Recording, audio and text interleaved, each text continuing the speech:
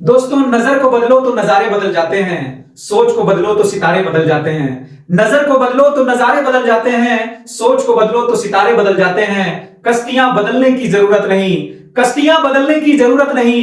दिशा को बदलो, किनारे खुद ब खुद बदल जाते हैं। तो दोस्तों, एक बार फिर से स्वागत है आपका हमारे YouTube चैनल प्रयास एक संकल्प पर। आज हम लेकर आए हैं क्लास 10th के साइंस के केमिस्ट्री का कुछ इंपॉर्टेंट क्वेश्चन। तो आइए जुड़ जाइए हमारे साथ और हम आज केमिस्ट्री के VVI क्वेश्चंस को करने का कोशिश करेंगे जो आपके एग्जाम पॉइंट ऑफ व्यू से बहुत ही इंपॉर्टेंट होने वाले हैं। तो आइए जुड़ जाइए हमारे साथ। तो हमारा आज का पहला क्वेश्चन है कि लोहे को जिंक से लेपित करना क्या कहलाता है। दोस्तों, ये पहला चैप्टर का क्वेश्चन है आपका कि लोहे को जंग लगने से बचाने के लिए उस पर जिंक का जो लेपन किया जाता है उसे क्या कहते हैं। तो याद रखेंगे, इसे हम गैल्वनीकरण कहते हैं। याद रखेंगे, गैल्वनीकरण इसे कहा जाता है। लोहे को जंग से बचाने के लिए गैल्वनीकरण। नेक्स्ट क्वेश्चन है कि श्वसन किस प्रकार की अभिक्रिया है। तो दोस्तों याद रखेंगे कि श्वसन जो है, जो हम श्वास लेते हैं, श्वसन एक प्रकार का उपचयन अभिक्रिया है। याद रखेंगे कि श्वसन आपका जो है वो एक उपचयन अभिक्रिया है।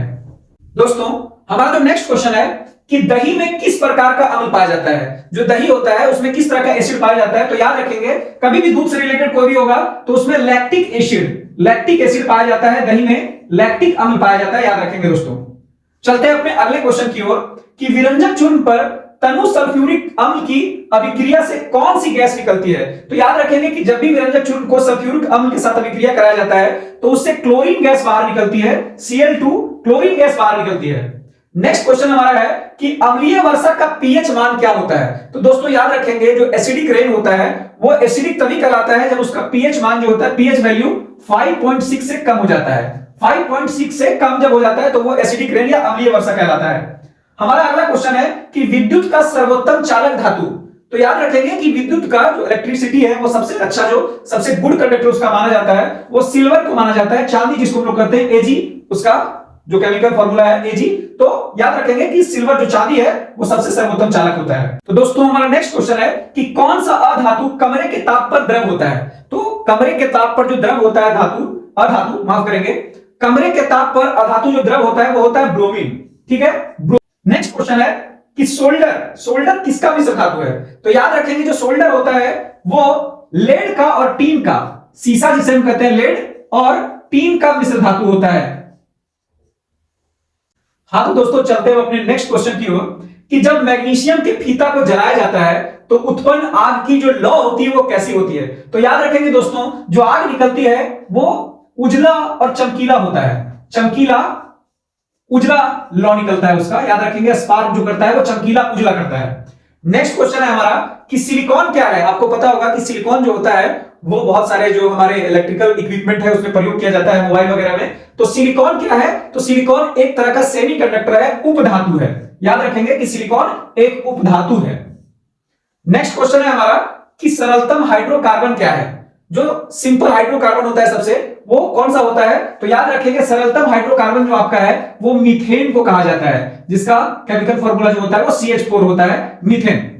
हमारा जो नेक्स्ट क्वेश्चन है कि CnH2n किसका सामान्य सूत्र है। कौन से हाइड्रोकार्बन का सामान्य सूत्र जो है वो CnH2n होता है। तो आपको पता होगा दोस्तों कि एल्कीन का जो सामान्य सूत्र होता है वो CnH2n होता है, जिसमें डबल बॉन्ड आता है।